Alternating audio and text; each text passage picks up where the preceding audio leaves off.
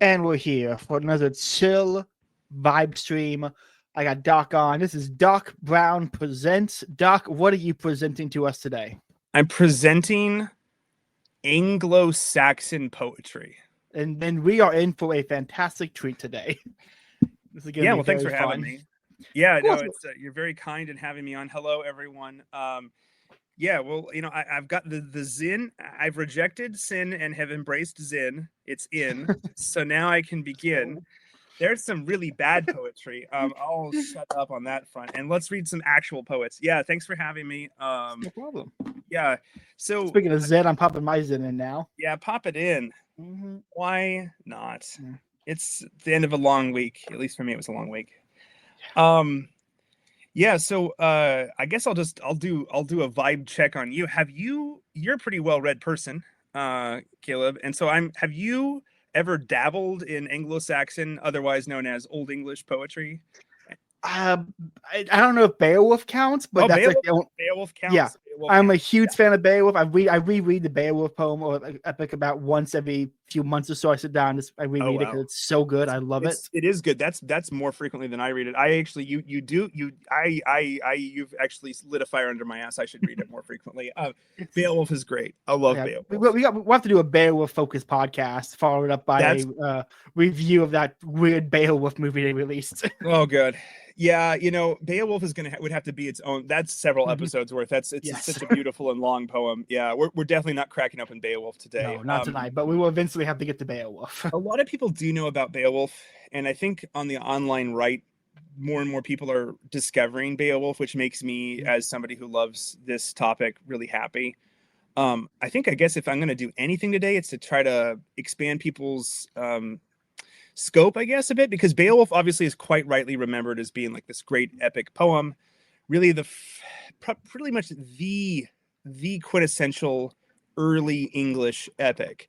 It's incredibly mythological. It has wonderful, turns of phrase, all sorts of crazy adventures, beautiful poetry. There's actually a lot of other Anglo-Saxon poetry too that I think, rightly or wrongly, gets kind of thrown to the wayside.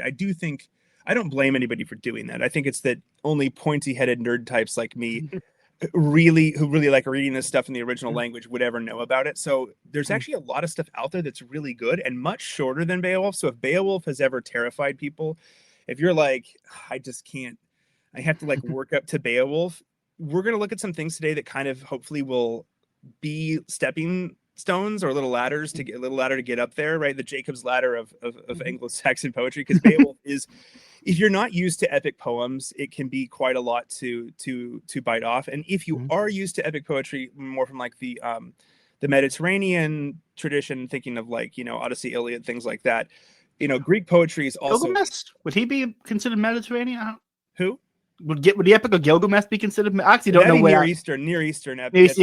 I actually have no idea on it. My geography ends about where Germany is. Okay, yeah. So I don't know. Gilgamesh also great. Definitely, that's even earlier, and that's Near Eastern. That's its a whole other kind of thing. But these are all those. So Gilgamesh, the Odyssey, Beowulf. Those are all what we call epic poems. Those are incredibly long. They actually would have been originally recited from memory. Insane. That is That's real. The most insane detail about learning about history of poetry is how much of poetry was just memorized, and that when the printing press came about, people were worried that was going to ruin people's memories because they weren't going to be forced to memorize poems. And it was before the printing press. It was actually the advent of just writing by hand. Writing. Okay. Yeah. So. Yeah, every time there's a new information technology, people freak out. I've been on the Scarlet Thread Society podcast before talking about the cyberpunk reformation. Technology always changes the way infotech is powerful. It changes the way we tell stories. These poems those longer epic poems used to be memorized. And if you think that's impossible, it's actually not. Remember that the people who would be performing them and composing them that was their job. I'm just imagining some guy on a stage in front of a bunch of Greeks just from memory reciting Homer. Yeah. People trained their whole lives to do that. So if you have a specialized enough society to where you can have like full-time poets, then it becomes more feasible to do something like that. So before we get into this, I want Yeah. to if you're a little unsure about Anglo-Saxon history or English history and that kind of stuff, the Order of Mercia, formerly Anglo-Libertarian, on this channel, and I have gone through the entire history of England, starting from like Roman times. Actually, no, wow. we start with Stonehenge. We start with Stonehenge, and we're trying to go from Stonehenge all the way to World War II. Very cool. Currently at the Tudors. That's the Tudors. Very nice. Tudors. So we've gone a long ways. That's a long. Yeah, that's a very long ways. Yeah. The first episode is 3.5 hours long. So if anyone listening wants to kind of get a little refresher on English history after listening to this all these great poems, we have them on the channel for you to listen to. Cool. Yeah, no, definitely everyone avail yourselves of that resource. So when I say Anglo-Saxon, what I mean is actually the earliest attested version of the language you and I are speaking right now. So we speak English, and English, like any language that continues to be spoken, it changes over time. And so, linguists like to break up different stages of a language's history. So, and this is mostly this is all, after the fact. It's not like people one day woke up and said, we no longer speak Old English, now we speak Middle English. That's not how it works, right? Like, languages are always changing. They're always slowly morphing over time. The periods that we're going to be talking about in the language history right now are it's all artificial, but you have to find a way to talk about it, right? So there's some, it's somewhat arbitrary. It's based on some actual factors, but it's kind of just a thing that moderns have done to look at the past. So when we say Anglo-Saxon, why is it called Anglo-Saxon? Because Angles, Saxons, and Utes come in and invade and set up shop, and this eventually after a while, becomes what we now know as England. The language that they spoke was actually originally multiple different dialects. And they were not always mutually intelligible. When they all kind of come and invade and set up shop once the Romans are out, much to the chagrin of the Celts, they set up shop. Their languages kind of undergo something of a meshing together. And after a couple hundred years, you get something that linguists would call Old English. A lot of times when people hear Old English, they think of like Shakespeare, and that's God bless him, that's not accurate. Shakespeare's early modern English. The reason you can understand Shakespeare at all is because he's speaking, writing in essentially the earliest version of the language we are speaking right now. So that's roughly 400 years ago, a little bit more than 400 years ago. Largely recoverable, I think. Sometimes that you need a glossary for some of the words that Shakespeare uses. That's fine. But more or less, I mean, it's archaic, but right. Like I can listen to it or watch a Shakespeare play, and we've talked about Shakespeare before, Caleb, and it's more or less doable. You kind of have to get used to it, but it's not like you're learning a brand new language. When we look at Old English poetry, like we're going to be doing today, we are so far back in time that you need either a translation, which I will of course provide, or you need to just learn to read this early form of English. It's basically, it is a foreign language. It's so old, and the language has changed so much that some words jump out at you. It'll be interesting when we go through these today, if any of them jump out at you, Caleb, as being somewhat similar to the modern word. But I mean, we're hopping in the DeLorean, folks, and we are going much farther back than Shakespeare. So if you're ready, Caleb, I think we can jump. I want to say one thing on Shakespeare that when you're in India, you can understand it with some work and stuff. Anyone listening, if you haven't experienced yet, find a theater in your area and go see a Shakespeare performance. It's an incredible experience to do. It's really fun. And the best part about it is when you're paying attention, like it takes you a while to kind of get what's the flow of the language, but once it clicks, you're locked in, you're understanding it perfectly. But if someone bumps into you, it shows up your concentration, and you have to kind of go, hold on, what are you saying again? Let me get back into the flow. And they're kind of having to it keeps your attention in a very weird way, because if you don't pay attention, you will not understand what they're saying. That's funny you bring that up, because I've found the same thing. There's a Folger Shakespeare Theory library, actually, is I forget which U.S. university it's based out of. They have a great website. We're not doing Shakespeare today, but I'll bump their website. They have a great website. They have a series of, if you're an audiobook person such as I am and like to go running or walking or hiking and listen to audiobooks, They have really great audio performances like unedited. They're the full plays of Shakespeare. And I find the same thing if I'm out walking around listening to like Hamlet or whatever. It's great. I love it. But the instant I start looking at the sun or the trees and start getting kind of lost in nature, I'm like, wait. Maybe I got to do this not on the hike because now I've lost. What's going on? Oh, okay, it's Horatio and it's that one thing, right? Because you do actually have to pay closer attention. You're quite right to what's being said, because it's old, but it's not really Old English, right? That's early modern English. What Shakespeare's writing in is roughly contemporaneous with the King James version of the Bible. I'm on a Catholic show, so I have to like be polemical and be like, yeah, we gave you that. You don't have to like it, but we did give it to you. It's there. No, I can appreciate the beauty of a King James translation. Yeah, I can appreciate it. It's a very beautiful way to read. Never use it for like real theological work, but it is beautiful as a poetic rendering of Scripture. I think it is timeless because of that. That kind of English is great for beautiful reading. I can't remember what translation it is, but there's a translation of St. Augustine's Confessions in that style of English, and it's beautiful. It's so beautiful. Yeah, it's beautiful, and it was archaic actually for the time. And so even in the 1600s with the KJV, they were shooting for something older. So even for them, they were kind of being old timey. It's just hipsters. Yeah, they were hipsters, right? They really were. In any case, sorry, I'm off on a tangent. We're not talking about the KJV. We're talking about Old English. But just to get everyone's head, this is a really early stage of the language. So maybe some people who are listening to this, or even you, Caleb, perhaps have you ever read Canterbury Tales by Geoffrey Chaucer? Oh, I've started it years ago. I got from the library. I had to return it before I could finish it, but I remember liking the beginning of it. Yeah, so if anyone has read Chaucer, that is actually not even Old English. That's what we call Middle English. So we're actually going even farther back. You can look at Chaucer. Now, Chaucer is definitely different than Shakespeare. Like if you look at Chaucer just printed, you have to really think, okay, this is kind of English adjacent, but there's a lot of grammar and weird words and spellings that are very confusing.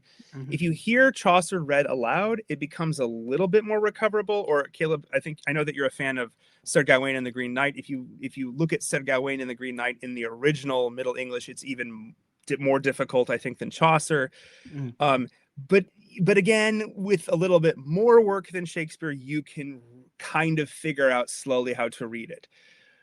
So even Middle English is like, it feels kind of Englishy. What we're going to look at today may not even appear English to you, which is fine. That's my goal, is to completely take you out of your element. But then hopefully, if I do my job correctly, and we'll see, it's a Friday and I'm tired, but I think I can do it, to try to take you out of your element. We're going to go really far back in time, but then bring us, sort of try to bridge the gap to the modern language. So if you're ready, let's fire up the DeLorean. We'll go 88 miles an hour. And let's do it. Back. So I think a good first starting point is actually one of the absolute earliest recorded poems in the English language. And that's what's called Caedmon's Hymn. Caleb, I dumped the wiki link in the chat. Hopefully it works. It works. You can see it. Yeah, Caedmon's Hymn. It's short and very sweet, and it's perfect for Lent because it's about praising God. So I felt like it was perfect for this. Let's see. Do you have it? I have it up. I'm following along. Cool. All right. Oh, sorry. Is this going to be? Are you putting it up on screen, or am I just reading it? What are we? You're just reading it, and then I'm gonna have a cool image because these are still our faces, so I'm gonna have a cool image. Okay. Sorry. Because it's seeing it is important. Yeah. Okay. So some background about Caedmon's Hymn. So again, these names for a lot of these poems are modern names. So from like the 1700s on, people in England started collecting these poems and really trying to preserve them. And some of them were lost to fire. Some of them actually survived. In fact, the reason we have Beowulf is a literal miracle that we even have the Beowulf almost burned up in the 1700s, by the way. Oh, my... So thank God I was saved. Well, they were using candles to light, in a library, and candles in lanterns and libraries and books. It's not a great combination. So it's honestly amazing how many books we do have. Yeah. People always want to lament, like, oh, how many books did we lose in the burning of the Library of Alexandria? I'm like, you realize everything was lit with fire? We're lucky in papyrus. We're lucky we have what we have. It's amazing, for real. actually.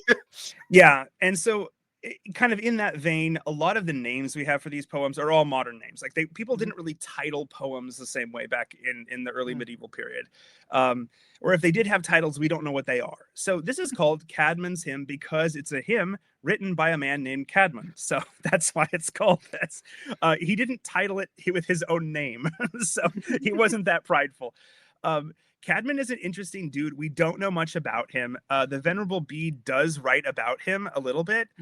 So there is a legend, which doesn't mean it's not true, but it is legendary. And I'm talking to what I'm imagining is a Roman Catholic audience, so y'all can vibe with this. The story goes, and I believe this is true, although it's difficult to kind of prove, that Caedmon was actually not originally a poet at all. He had sort of like this vision of God and felt compelled to write a poem about it. And so he doesn't come from super learned background. However, just because you weren't super learned doesn't mean you weren't composing poetry, because as I've said earlier, you didn't need to read and write to do poetry. Right. I think a lot of times in our modern brains, we think of these things as being connected, right? Like, oh, a man of letters. Well, he will know how to read and write.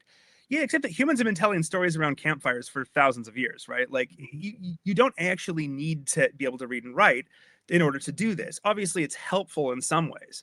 But I mean, illiterate peasants have been making poems for as long as there's been illiterate peasants. And I come from a long line of illiterate peasants. So, like it's actually you can a do weird it. question I have, but it might be a fun question. What do you think the first story told was? Do you think it was a hunting tale, or do you think it was someone telling a story of how they met a mom? Telling the kids how they met the mother. I think the first. Ooh, that's a good question. I'd have to think about it. But if you were to you're putting a gun to my head, so I'll give an answer off the cuff if that works.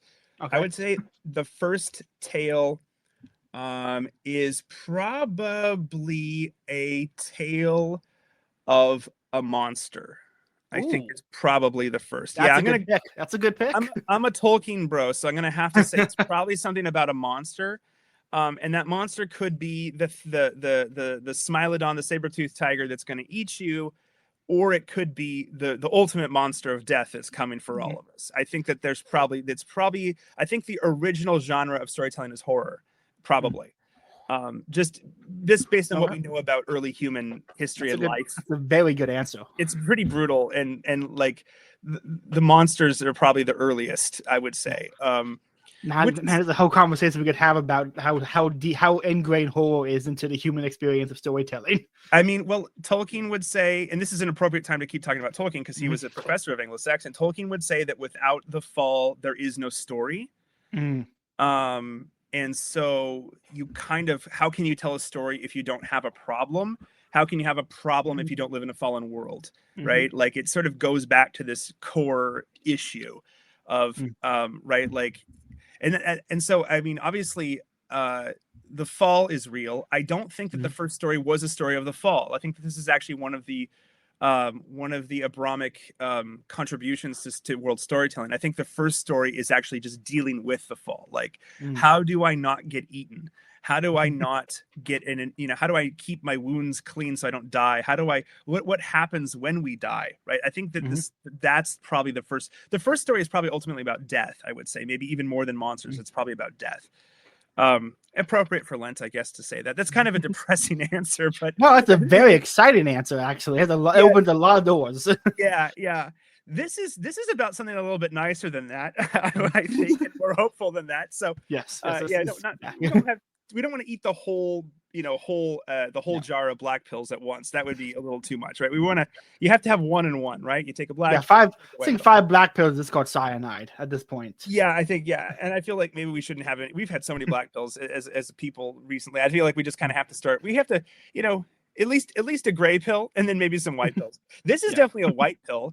This is Caedmon's Hymn. So this was written down obviously later. So like the vast majority of Anglo-Saxon poetry, this stuff is written down. It's most likely predates the recording of it. So that's also a thing that's kind of difficult for moderns to grasp, is it's not like people are sitting down and writing. They're sitting down and composing, but composing is not necessarily writing.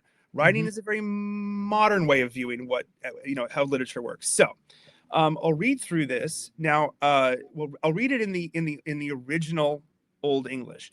So a few words about that, just as an aside. Now, obviously, this might be more important to somebody like me who does this stuff kind of for a living, what little living I make off of it.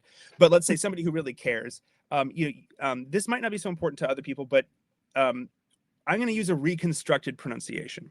So we don't have audio recordings this is from the late 600s. We don't have audio recordings from the late 600s. Really?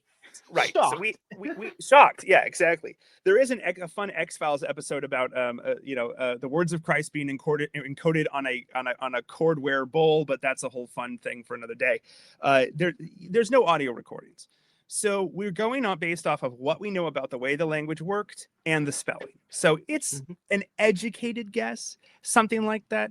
If we were to, unfortunately, I don't have a DeLorean. If we were to really go back in time, and I were to recite this poem, I feel like some people probably would have a sense of what I was saying, although they would probably have to come in and correct my pronunciation, right? Because we have best guesses about how some of the stuff was pronounced. But with all those things being said, let's read it. I'll read it, and then we'll look at the structure of it. We'll look at what it means, and hopefully this is fun. Again, hopefully this is exciting and not boring, because I find this fascinating. So, and I feel like your audience is of a higher quality.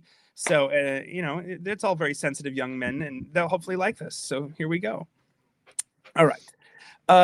Nu skylon hergan hevan rikas ward methodes machti and his modjethank. Werk wuldufadur, swe he wundra je was. Etchidrichten, or astelidei,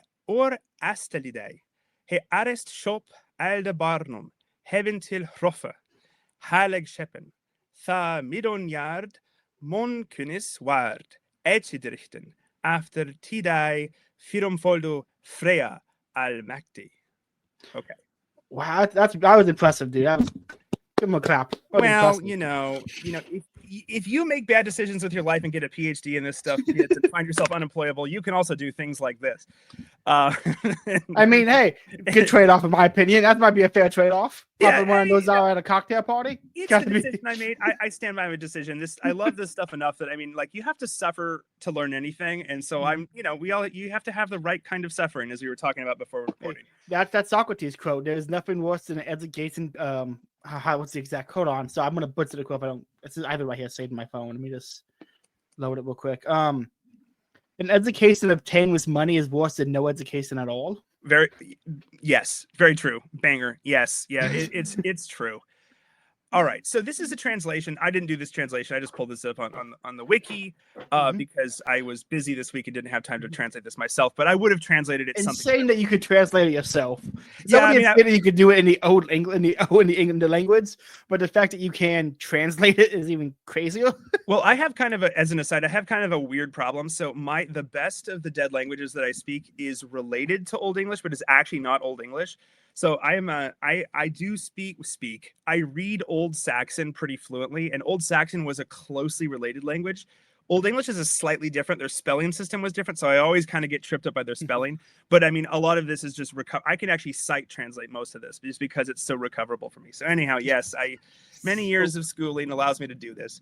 I'll go with so when I translate you don't want to hear my translation because I translate really literally. I'm one of these people. I'm so autistic. This is a better kind of more natural sounding modern English translation. So we're running with this one. Okay. So, but we should read it aloud. Poetry should always be read aloud, both in the original and in the translation. That's my opinion on most any great English work, from Shakespeare to great English poetry to anything by John Henry Newman. It should just be read aloud because it feels better. It sounds better. It hears better. It's better. It's great. And I know you probably know this, but it bears repeating. Even when literacy, even when people could read and write in the Middle Ages, it was not uncommon for them to still read it aloud, even to themselves. So, and this comes out of like in the Romans were known for this too, right? Like somebody would receive a letter, and if they were literate and they could read it silently. But why would you read it silently? Read it aloud. Those are the words of that person writing that letter to you. So it's kind of really only in maybe the recent 500 years or so that people are doing this kind of silent reading thing. This is, at least for monks would read silently to themselves in monasteries, but even then there was a lot of Latin being read aloud. I mean, the written work used to be kind of read aloud. It was more normal to do that. This whole sort of like sit down and be silent and read in your little seats, little school children. It's a real kind of like public school nightmare, if you ask me, that like teaches you to read silently. Obviously there's times where you should respect other people's, time and space. And if you're in a library, don't make a loud commotion. But at the same time, right, reading aloud is actually really normal. I think we need to recover this. So I know that I have a friendly audience here, so I'm going to put that out there. It's okay to read aloud. It is perfectly fine to do that. And I think that living in an age of audiobooks and YouTube and all this stuff is recovering this, and it fills me with great hope. So in order to contribute to that, let's read this translation aloud. So there's an implied we in here. Now we shall honor heaven's kingdom's guardian, the measurer's might, and his mind's plan, the work of the Father of glory, as he of each wonder, eternal Lord, the origin established. He first created for the children of men, heaven for a roof, holy creator, then middle earth. Okay, then middle earth, that's that midonyard word there, midonyard, middle earth, mankind's guardian, eternal Lord, after bestowed the lands to men, Lord Almighty. Okay, so in that translation, this translation is attempting to hit a more natural kind of modern English idiom, but it is hard, right? Because part of the reason why this is so hard to translate is not just that the words really do be old for real. That's part of it, but it's also that we don't do poetry like this anymore in English. So this is alliterative poetry. I don't know if you've ever heard of that, Caleb. Have you heard of alliterative verse? I have not. Okay. So if you think of like, I am not opposed to modern pop music. I like high and low culture. I like it all. But if you think of modern pop music, assuming it's not Gucci Gang or some god awful song like that, assuming it's like actually, let's say like it's like a song by a wonderful modern American poet like George Strait. Yes, I said it. George Strait, great so poet. True, King. So true. And he's not pretentious, but he's very profound, right? Baby, he's so good. Write This Down is one of my favorite songs. It's such Caitlin, Your Love With Me is one of my favorites, and I Got a Call, two great George Strait songs. Yeah, great stuff. So if you think, or Johnny Cash, any of these American greats, right? You think of, well, how are they actually structuring their verse? It tends to rhyme, right? Rhyming is sort of, for better, for worse, and I think it's mostly for better. I like rhyming poetry. Most modern songs, whether of whatever genre, if you think of stuff you would hear on Spotify, stuff you would hear on the radio, they tend to rhyme. Modern English verse, if it's not some sort of like, T.S. Eliot doesn't really rhyme. He's doing something different. But if you think of like what you would hear sort of in the popular consumption, we tend to think of rhyme as poetry. And that's fine. Rhyming is great. I grew up on Dr. Seuss, right? Like, I love rhyming. Rhyming is great. How does rhyme? The moment I saw you were going to say Dr. Dre. Dr. Dre, yes. I was smoking the Chronic. Yeah, as a little kid. No, I was out there with Horton listening for a Who, and I was doing red one fish, two fish, red fish, blue fish, and stuff. Yeah, I was driving on the street in my 6'4". Yeah. No, I was I liked I was the Cat in the Hat. Cat in the Hat is such a great. I love Cat in the Hat. In any case, so obviously that we think of like Seussian rhymes. We think of all sorts of rhyming as sort of a big part of a modern American poetry, whether it's for kids, adults, high culture, low culture, whatever. We think of rhyming. Yes, I will not start talking about how WAP, the rhyme structure of WAP, but you could even see it in a song like WAP. From Old English to WAP is a wired transition. Well, it is a transition because I'm using it. It's a strong example of like what rhyming. Yes. So, yeah, not the transition I was expecting. No, I always have to record. I'm schizo. I have to pull things out of the ether and throw them out. So we think of rhyming. So Caleb, I'm just define it as best you can in your own idiom. How does rhyme actually work? Have you ever thought about that? Like if we say the cat in the hat, what is rhyming in that line and how is it rhyming? Have you ever thought about that? I mean, if I had to answer the question, I'd say similar spellings of the last few syllables of a word. Yes. Rhyme together. Yes, and one thing that I'm going to ask you to do, and I don't fault you for doing this because you're a product of the modern American education system, so it's literally not your fault. Is we tend to think of I was homeschooled, so you might be throwing some shade at my mom now. No. It's a product of just the way moderns think about language. So I'm not. Yeah, everyone does this, and it's. And I don't expect anyone. I mean, this is me, but I'm going to say this.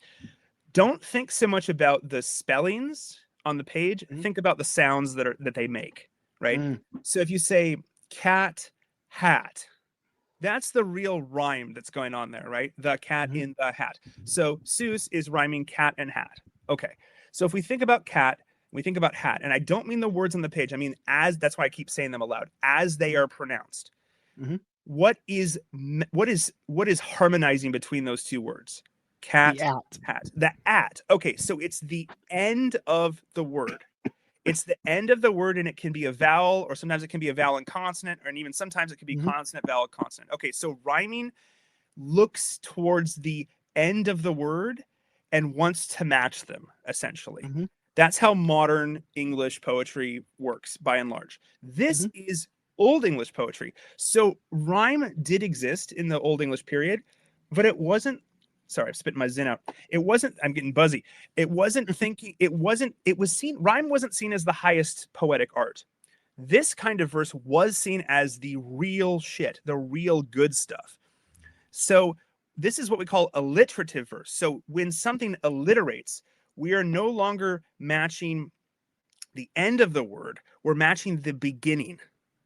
So it's a different, and this actually works really well in languages such as English, because we tend to, by and large, not all the time, but mostly we tend to have a stress and oomph on the first syllable of our words. And so if you're trying to match first syllables across words in a language that likes to put the oomph on the first syllable, that actually is a poetic style that's more at home in English.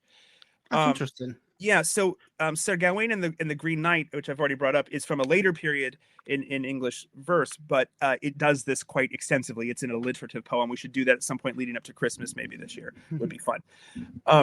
So if we look at this right here, Cadman's Hymn, sorry, there's lots of, we kind of have to take a winding path to get to where we're going here.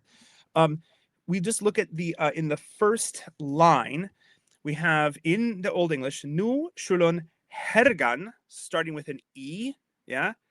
Rather H-E, Hergan, Hevan Ricas, or Riques, depending on how you would pronounce that. Some regions would pronounce it differently. So Hevan Riques. So ha. Okay. If we look down at the second line, Methodus Makti, and his mod yethank. So m. This next line, Werk wuldufaror, so wa swe he wundra juez. Okay, so on that first line we get H. That second line we get M. That third line we get wa. So do you see what's going on here? Can you pick this out? Are you hearing what I'm saying? Yeah, okay, I'm catching on. And then the rule for Old English poetry, and this is actually not just for Old English. Actually, most of the Germanic languages in their earlier stages had some kind of poetry like this. You find it in Old Norse, what the Vikings spoke. You find it in in Old Saxon, which is kind of really what more my wheelhouse is. I'm pretending to be an expert of Old English here for you, but you're believing me, so that's fine. You find it all over the place amongst Germanic languages because they tend to stress the first syllable. Okay, so you are looking. So the way that this would work is you were trying to get at least 2 alliterations per line, but ideally you would hit 3. So if you could find a line, if you could craft a line that had 3 alliterations, that was like your prime good level poetry. Obviously, you can't do that all the time, right? Every Mhm. poetic style has to have some flexibility to it. Otherwise, it's really hard to truly craft a poem that works. But if you look at that, let's see here, the third line, the werk line, you get werk wohlgefahren. So that's the first half line. So you get two. So if you could get two alliterations in the first half line, you're good. And if you could get a third alliteration in the second half line, you're even better. Werk wohlgefahren, father, swe he wundra yewes. So that is like a prime line. That's a really good example there of how this poetic style works. Wo. The next line, etchidrichten or astelidei. So, etchidrichten or astelidei. So each of those, so you get etchi starting with a vowel, you get or starting with a vowel, and astelidei starting with a vowel. So all vowels alliterate. So it's not that you necessarily need to match every single vowel. So Oz don't need to go with Oz necessarily. Ez don't need to go with Ez. It's that all vowels are sort of grouped together as one unit of all of these sounds can alliterate with each other. They all sort of count for the style of poetry. So if you're wondering what to do with vowels at the beginning of words, that's what you do. Is that all vowels at the beginning of words are counted more or less equal. There were some exceptions to this, but I'm giving you kind of like a distillation of how this poetic style would work. It's actually a lot more complicated than I'm laying down here, but we're working our way into it here. Keeps going. So he arist shop alde barnum. So okay, in that line we're only getting two alliterations, but it's okay, right? Like we're still getting an alliteration. That's fine. That's what you're looking for. Hebben till hrove, or hrove, it might have actually been pronounced. Yeah, hebben till hrove. So and then we have the next half line, halig schepen. So hebben, hrove, halig. Then we get the next line. What is alliterating? Well, we're having M's, midonyar, the word for Middle Earth, Monkines, which is literally the word for mankind. That's where the word mankind comes from, that Monkines, of mankind, something like that. Next line down, we have etchi and after. Those are alliterating. And then in the last line, we get a full 3 alliteration line, Firum foldo freya. So this is poetry that is not rhyming. And so if people, you or anyone who's watching will say, well, it's not rhyming. Yeah. We know. It's okay. It doesn't have to rhyme, right? Like rhyming is great. I like rhyming. But it's rhyming has existed ever since there's been languages. Rhyming is pretty common worldwide. But Old English poetry really loved this style. This was seen as the high way of the high poetic verse. So this is going to be a question. I know the audience, someone in the audience might be happy. What makes a poem a poem? Well, that's like okay. I can give you my take on it. Please. I would say that a poem is a collection of words that make sense. It's not random gobbledygook. It has to actually mean something in whatever language you're composing in. But I would say poems almost never sound like everyday speech. There's usually some poetic style happening. So like in this case right here, we're alliterating. This is alliterative poetry. If you listen to a George Strait song, I'll keep bringing up George Strait because he's great. You can understand it, right? Like a George Strait song makes sense. It's not gobbledygook. Would you necessarily talk like that every day? Well, if you end up sounding super poetic when you speak, some people actually do this. You kind of run the risk of sounding like Tom Bombadil, which is great. But like Tom Bombadil, so they'll bring it back to Tolkien. When Tom Bombadil is making his appearance, right, in Fellowship of the Ring, everyone's like, what's going on, right? Even the hobbits are kind of like, who is this guy? What is he up to? And then like, what is he supposed to be? And Tolkien's like, yeah, I'm not really going to explain to you what Tom Bombadil is. Tom Bombadil is himself. That was actually, in my opinion, Tolkien's greatest move was leaving mysteries in the fantasy. Right. A good fantasy needs the mystery to be maintained. And this is why we don't have any good modern fantasy. It's because they all have everything. George R. R. Martin is a great example. How many mysteries does he put into his book? And he's trying to interconnect and solve everything. And that's why we're never going to get a conclusion. Yeah. Which is actually better because I don't like Martin at all. But that's the I want a conclusion. But that's because I want a conclusion different than the show. Yeah, no, I feel that. But if you go back and read through the Tom Bombadil sections of Fellowship, or even better, I would say listen to an audiobook reading would be good. Would even be better. The one from Andy Serkis is probably the Serkis reading is really the one. Yeah, the Andy Serkis reading here's how good that one is. But listeners, I was listening to a different version, and I found out about the Andy Serkis one. Listened to a sample of an Audible, and I bought all 3 of the books again from Andy Serkis to listen to them with him reading them. Yeah, he's done the Hobbit. He's done the Hobbit also, and now he's actually done the Silmarillion too. So hell yeah. Yeah, his reading of Bombadil is great, and when he reads Bombadil, he leans into, because he's a professional actor, he leans into the poetry of Bombadil. Bombadil is speaking in poetry, and that's part of the reason why he sounds so different, is because most people, even in Middle Earth, even in Tolkien's Middle Earth, don't talk like that all the time. Sometimes Aragorn will recite verse.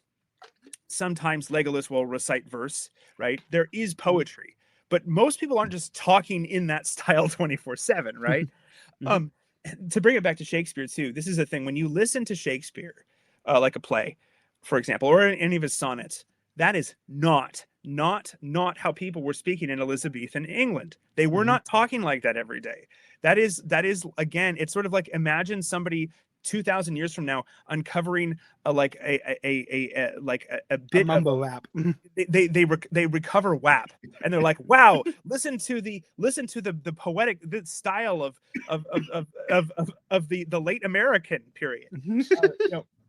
They all must have talked like this 24/7. I'm like, yeah, okay. So here's the thing: is like that song is trying to do a certain particular thing, and it's ridiculous, and it's supposed to be ridiculous, and that's not how people talk, right? Like, this is just, or listen to a My Chemical Romance song, which you all should. Great band. It's not like people are talking like that all the time, right? Part of the reason why songs sound different isn't just because there's music set to it, and it isn't just because people are singing. It's because the way that the rhyme structure is happening in that song is notably different from everyday speech. I think that poetry has to be notably different from everyday speech. It has to be understandable, but different. And that's because when you're talking, at least when I'm talking, I don't really make a plan. I kind of do the Michael Scott move of just like, you start talking and then figure out what you're going to say as you go. Everyday speech is chaotic. It's jumbled. You're half finishing thoughts. You're jumping back and forth. You're trying to make sense, right? Somebody else is responding to you. It's not like, it can be beautiful, but it's not necessarily poetic. Sitting down and actually crafting verse, though, it means that you're playing with the language in a particular way. There's all sorts of different ways to play with the language. Different languages can have different poetic styles.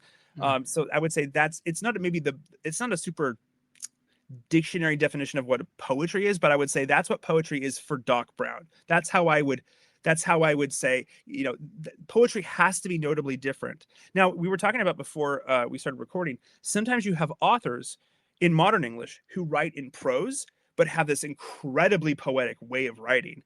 So much so that you're like, I'm reading this book, but I feel like in the book, on the page, it's organized in paragraphs, right? So you're like, oh, well, it's like prose. And you read it and you're like, this does not sound like prose. This feels like it almost should be poetry, right? James Joyce is an example of this, right? Like if you've ever Finnegan's Wake, has anyone tried to read Finnegan's Wake? Like, absolutely half crazed Irish writer, great genius in his own way. Like James Joyce, I guess, is writing prose, but sometimes I'm like, I feel like this is more like poetry. So some authors sort of muddy the waters, right? Is this poetry? Is this prose? I don't really know. Whereas I can open up like a Stephen King novel and be like, this is not poetry, right? Yeah. Like, this is clearly shit. Yeah, I mean, yeah, it is actually kind of shit. Unfortunately, it's a shit I like. I still like Stephen King against my better judgment, but yeah, every guy who loves to read has a slop. Also, they can't stop reading. Yeah. For me, it's Christopher Paolini. I'll read anything that guy puts out. Okay. Yeah, I mean, you're allowed one. You're allowed a few slops, right? Some slops, okay.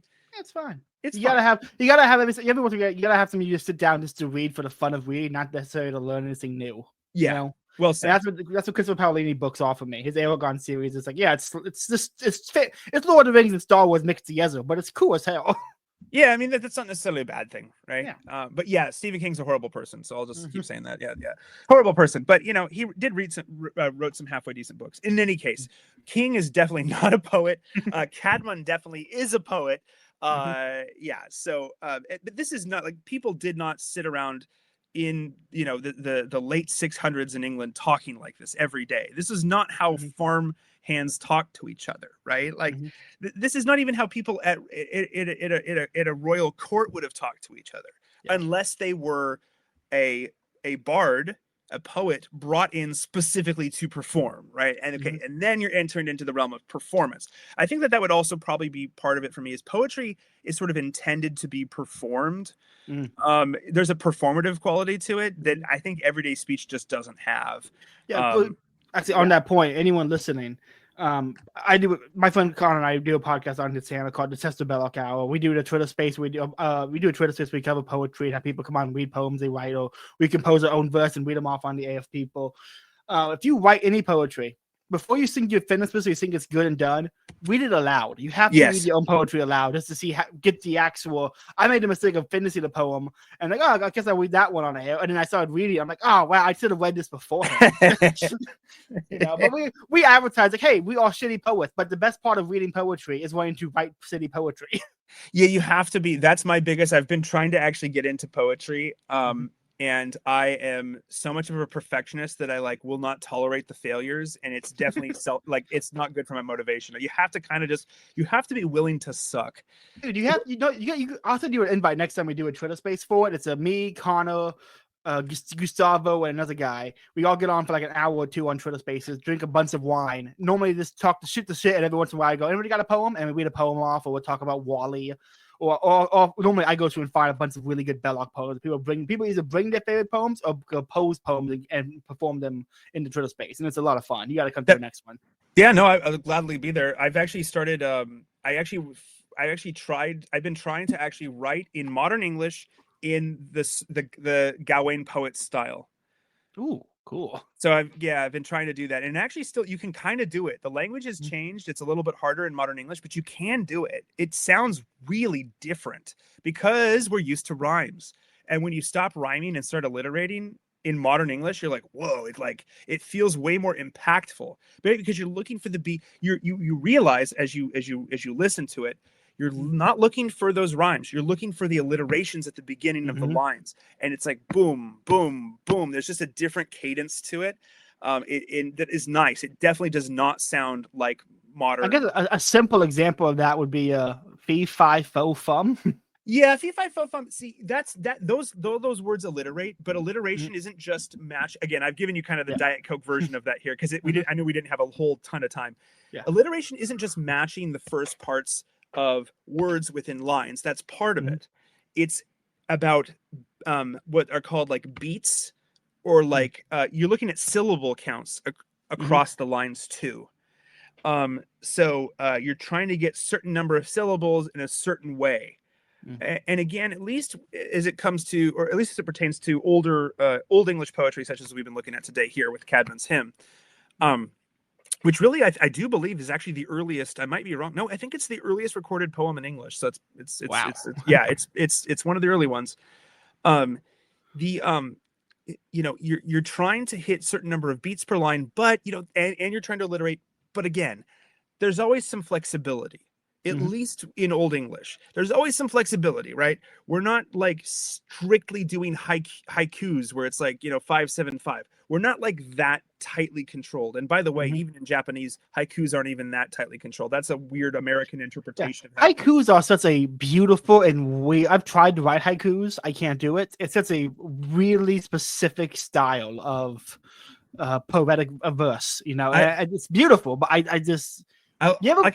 I can share this here. After my car was vandalized, and it in a typical sort of Seattle level degeneracy of my car got vandalized, was horrible. I actually sat down in my fury and I wrote haikus about Lee Kuan Yew and Singapore solutions, and they're actually pretty funny. I should actually, if you read me on all of this, like it was absolutely bring those on. I called them Lee Kwan haikus is what I call them, and it was very about Singapore solutions to societal problems. Anyhow, that is incredible. But I was gonna say, anyone listening, weird example, but in the game Ghost of Tsushima, which is a samurai game. It's a side quest you can do, a bunch of a little map on it's a reward game, so there's a bunch of random shit you can do. But if you come across a beautiful landscape or a beautiful scenic view, your character can sit down and you can compose a haiku by looking at things. You can pick the different the first line, second line, third line, and the character will read off that haiku. And that's then you awesome. can store it. So you have it's a whole little mini game side quest in the game. It's just to sit down and compose haikus, and it really does make you feel like a samurai. It's an incredible, it's an incredible thing to include in a video game. I'm like, when I first, I'm like, this is kind of gay. By the third one, I'm like, I'm gonna skip the main game. I'm just gonna go on a haiku thing right now. I just skipped the main game and did haikus. It was so cool. It was like one of the greatest games of the last 10 years, in my opinion. Anyone listening, go give it a play. It's incredible. But it was just such a weird mechanic to throw in the game, but I absolutely loved it. That's awesome. I know I don't want to go over. I was about to say we're running out. We only did one poem. We're running out of time. I'll have to have you back on again soon. Yeah. It might just be a continuing series I do along with a lot more out there. I mean, this is just again, this was short and sweet. It's the earliest one, so and it has it's Lent, and this is an explicitly Christian poem. I guess if I could opine just for a few minutes about the content of the poem. Yes, this is from the late 600s. At this point in time, Christianization is sort of ongoing in Anglo-Saxon England, which means that people are being exposed to Christianity. Babies are being baptized, but the older pagan, if not the active belief or practice, kind of the vibe is still around, and you can see that in this poem. So, this is explicitly Christian, but this kind of poetry was the same kind of poetry that was used for Beowulf. This is the same. This is heroic poetry. This is not. It has Christian content in a pagan style. This is not how Latin speaking Christians were writing about God. This is a very pagan way of talking about the Christian God, which this is why I love the early Middle Ages so much, particularly in Northern Europe, because you have this beautiful crossover between the pagan and the Christian. And that's not to say that this isn't Christian. What I mean is that the church is actively just baptizing things, not just people, but things. Okay, you're going to do epic poetry, but it's going to be about Jesus now, right? You're going to do pilgrimages to holy sites, and we are going to put churches up where your pagan temples used to be. These Christian saints are now they're basically like your patrons. You used to have your various little local spirits that you would do stuff to help you with. Okay, don't do that anymore. Pray to these saints instead. So there's this beautiful crossover between the pagan and the Christian that I think is then just actually sort of just becomes part of English Christianity. It just becomes normalized. But when you go farther back in time, particularly in this period, early Middle Ages, you see this crossover pretty strongly. Now, in the translation, it's kind of difficult to get this, but there's a few words in the original I'll throw out here. This word, it's the Dryctin is how it's spelled here. Drichten. So Drichten does not exist in modern English anymore. This word has fallen out of usage, sadly. But Drichten, guess, do you know what Drichten meant? Not a clue. So here they've translated it as Lord, and that is essentially the best modern equivalent. But it actually meant war chieftain. So cool. Drichten meant war chieftain. So this was not just a lord who sat on his throne somewhere drinking wine and getting fat. This was a lord who went out into battle and would be part of a shield wall with warriors. So it was a lord. So when it says eternal lord, you could interpret that as eternal war chief. War chieftain. Yes. And mankind's guardian, eternal war chief. Okay, I could. Yeah, that's pretty awesome, actually. So again, this is something that is sort of lost in the translation, but for the listeners of this poem, they would have known what that meant. That word is different. It's because there were several different words for Lord, in Old English that have unfortunately just fallen away, right? Because the language has shifted and changed. And so Dritin meant war chieftain. So it's a military term. We tend to get this though, even with words drawn from Latin, like host, heavenly host. We just think of it as like a ton of angels. I'm like, no, host is an army. Mm-hmm. Host is an army that goes out and destroys things. That's what a host is, right? Like, so, praise him above ye heavenly host, right? Praise Father, Son, and Holy Ghost. It's like, yeah, it's not just that it rhymes with ghost. A host is a freaking army of angels, man, like who go out and lay waste to cities. A lot of these words in English have kind of unfortunately been a little neutered in the modern era because they become so normalized, right? When you go back in time, though, as we've been doing, you see all these other words that have sadly fallen out of use. But Dritin is a war chieftain.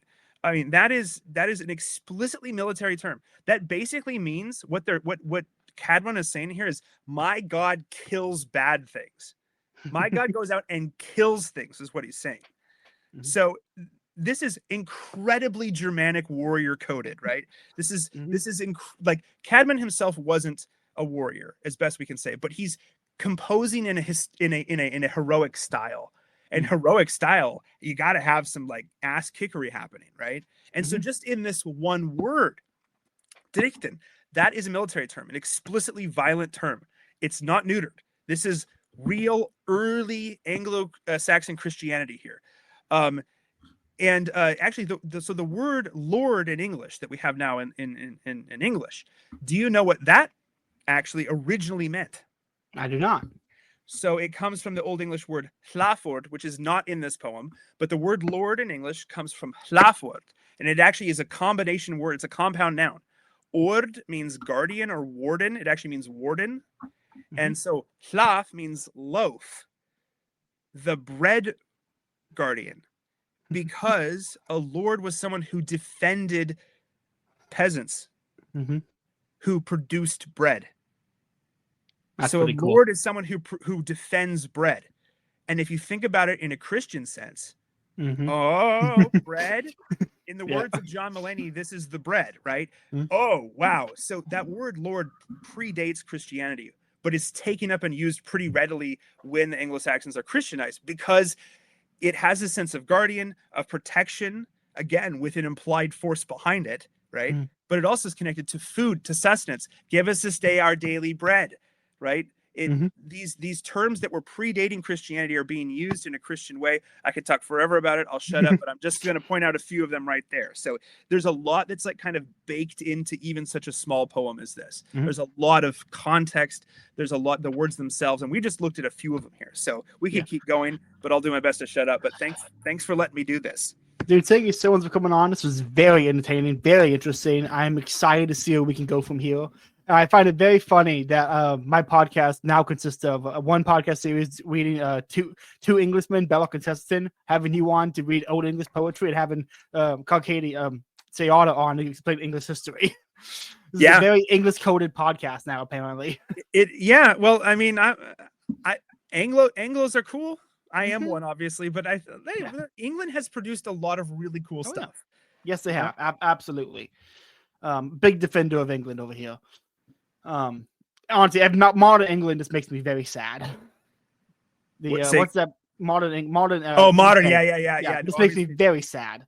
What's that book from Churchill, Hitler, and the NSA War from Buchanan? I've tried reading that book a few times, and I just get too sad. I'm like, I can't finish this. Here's the thing about it's so tragic. Here's the thing about England. So Arthur, I mean, even though Arthur's Celtic, right? He predates the coming of the Anglo-Saxons, but I think that Arthur's very English as well. He's become English, right? He's British, let's say. You know, Arthur could come back at any moment, right? Arthur can and will return at some point. So I have not given up hope for England, despite all the very depressing things that are going on. And if Spain can reconquer the Iberian Peninsula, you know, nothing's truly over. That is the reconquista is a constant source of white pillars for the future for me. Yeah, it is for me as well. And if I can hilariously do a turn of phrase there, you know, we thought it was all over when the Spanish were going to invade England, but God loves the English and sent this wind and went. and blew the armada away. So if that can happen, anything can happen. So, sorry, trad calves. Sorry. Oh, that's fine. We're not gonna get into that. We're not gonna get into Spain English stuff because, like, again, being an American is so great when it comes to European conflicts. I can just go, I like everyone, even though they're all at war. I can just go, yeah, they're all kind of cool. I can like Napoleon, I can like Spain, I can like all of it. I don't have to pick a side. It's very true. It's very true. I will say though, when it comes to the monarchs of Europe, I don't think I can't name one European monarch who even comes close to how cool Queen Isabella of Castile. That is my go-to favorite. Favorite monarch. Okay. Okay. I would say my queen in heaven is the Holy Theotokos, but my temporal queen will always be Elizabeth I. So I'll leave you with that. It's a good pick. Yeah. It's funny how we always think about the patriarchy and the monarchies and the kings, but when you ask people who's your favorite monarch of Europe, most answers are female. Queen, I mean, even in like Russia, you get like Catherine the Great and stuff like that. Yeah, I mean, like there's something to that. I'm gonna have to think about that for a while after this, because there's something to that about really, really great leaders and the Belg. You know what's that mean? It's like there is no female Einstein because there's no female serial killer. That can be a part of your line, but there is something that the monarchs somehow transcend that dichotomy and just excel. And I don't know what that is, and it's not a blessing from God. But there's something to that I'm gonna have to think about and investigate. Yeah, that's an interesting thought. It is. Yeah. Okay, Doc, we've gone over an hour. What are your plugs? Where can people find you? And anything you want to promote? Yeah, I'll promote some things if I can. So people can find me on Twitter. When I made the site, or when I made my Twitter page, I used a German handle, which was probably dumb, but it is what it is.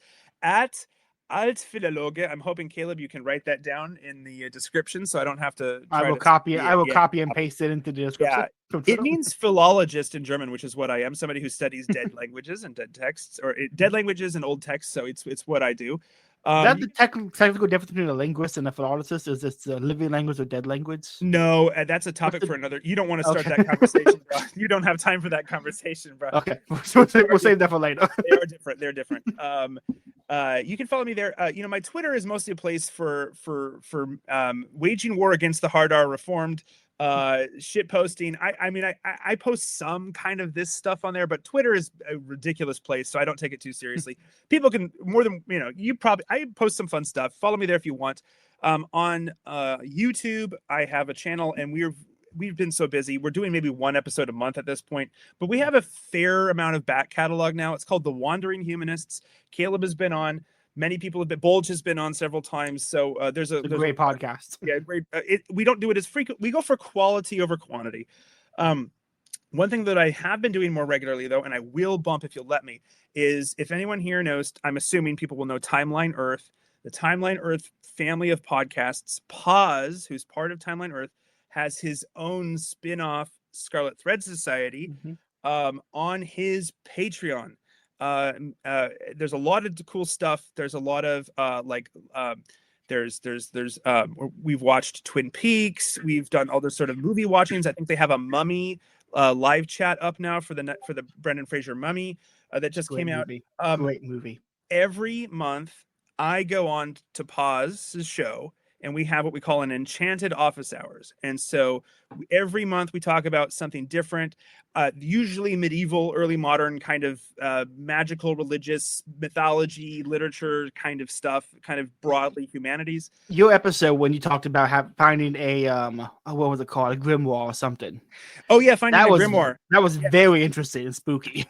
Yeah, very spooky. So for March's episode, we did a whole thing about St. Patrick because, of course, next month we're going to be talking about the death of God in Northern heroic tradition. So because Easter, there'll be a lot of cool stuff. So if people are interested, check out Scarlet Thread Society.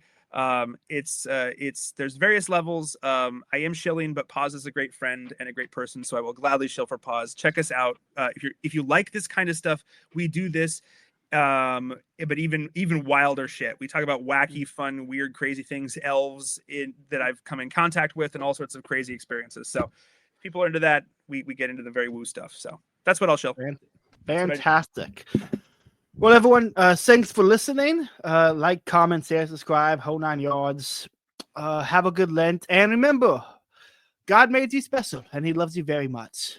Have a good